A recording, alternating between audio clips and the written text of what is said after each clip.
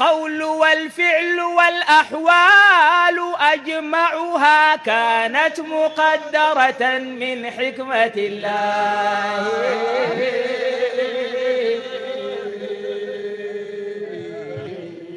تبارك الله عن ند يشاركه في خلق شيء بدا من أعبد الله.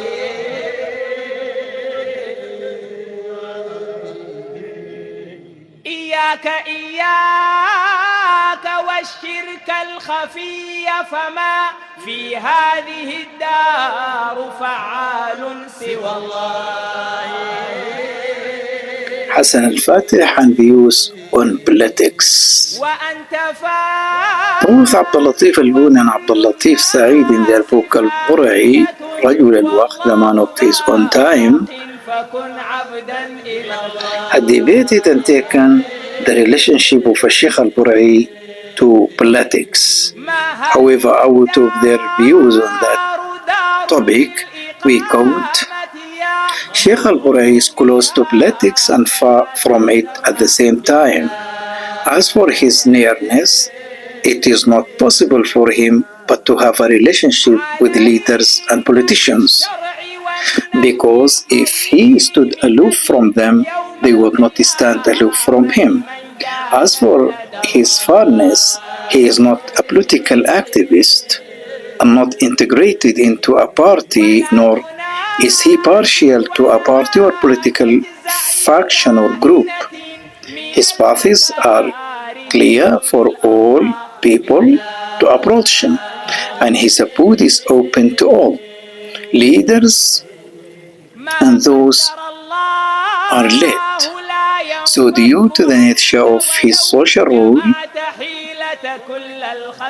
it is incumbent upon him that he not enter a party or take up a political position.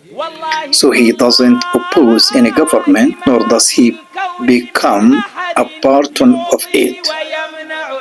Such above description also applied to Sheikh Hassan Al-Fatih, for if he stood aloof from the politics, it would not stand aloof from him.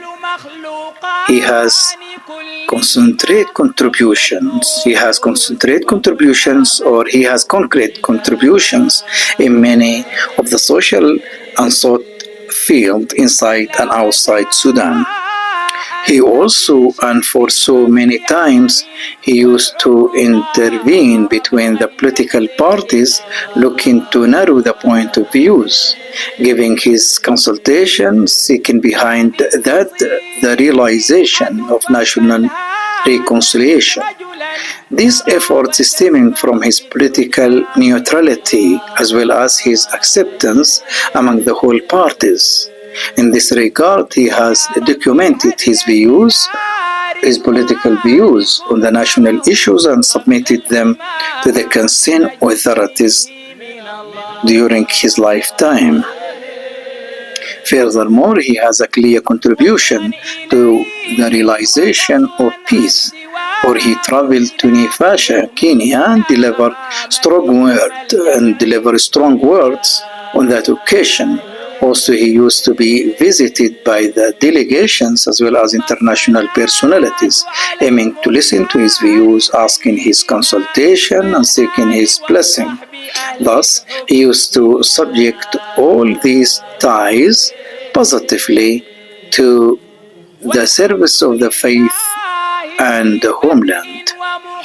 He has a lot of friends among the politicians from both government and the opposition in the country, who frequently used to visit him at his masjid.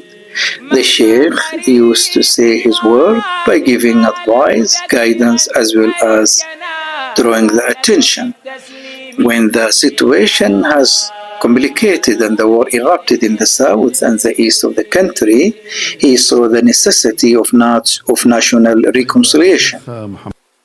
However, he moved to do something, benefiting from his strong ties with some of the opposition figures, such as Sayyid Muhammad Usman al-Mirqani, Sayyid al-Sadiq al-Mahdi, and Sayyid Ahmed al-Mirqani, adding to his good ties with some members in the ruling regime. Fortunately, he found the acceptance and the blessing to his efforts.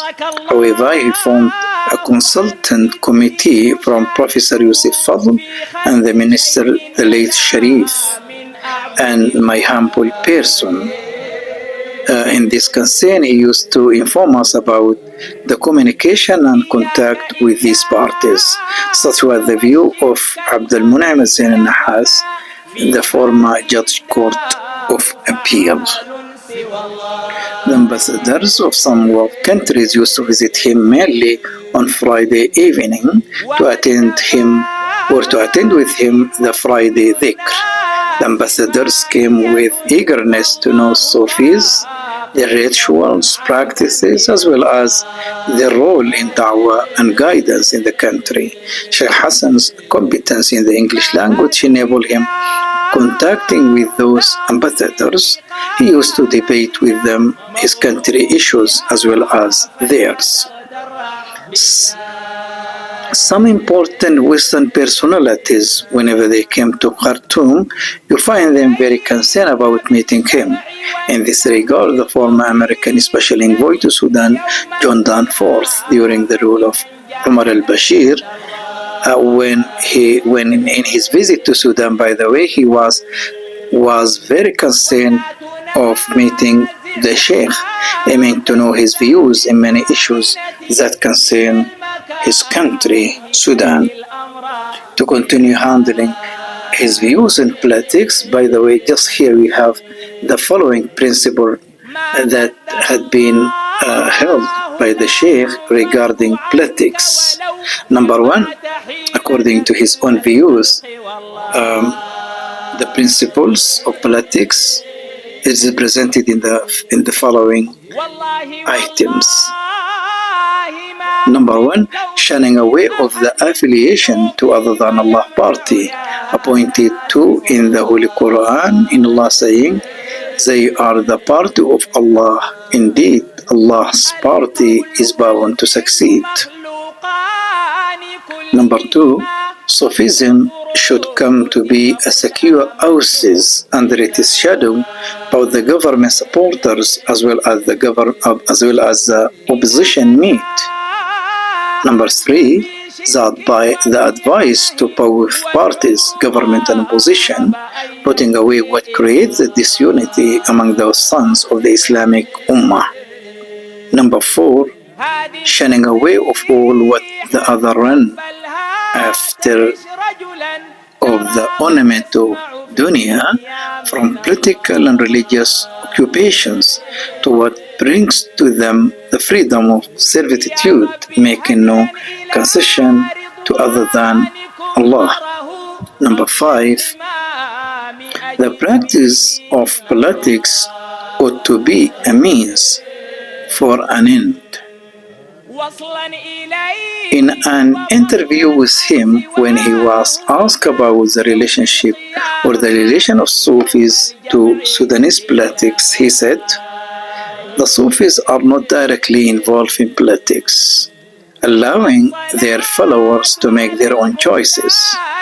But politicians frequently court and seek their favor, nonetheless. And many political leaders in Sudan are still or are Sufis themselves, including several ministers in the present government. Former President Jafar Nimeri, the President of Sudan during 1970s to 1980s, was a Sufi, a follower of Samaniya Sufi path. But Sufis do inevitably have a moderating effect on whatever party leads the country, since the very core of their teachings and practices is tolerance towards others. To sum up this area of our debate on the views of Sheikh Hassan towards politics, we would like here to say, according to him, according to Sheikh Hassan Al-Fatih, the Sufi should do good for people and follow the way of the Prophet Muhammad, peace and blessing be upon him. He should be tolerant with his family, neighbors, and all others in the world.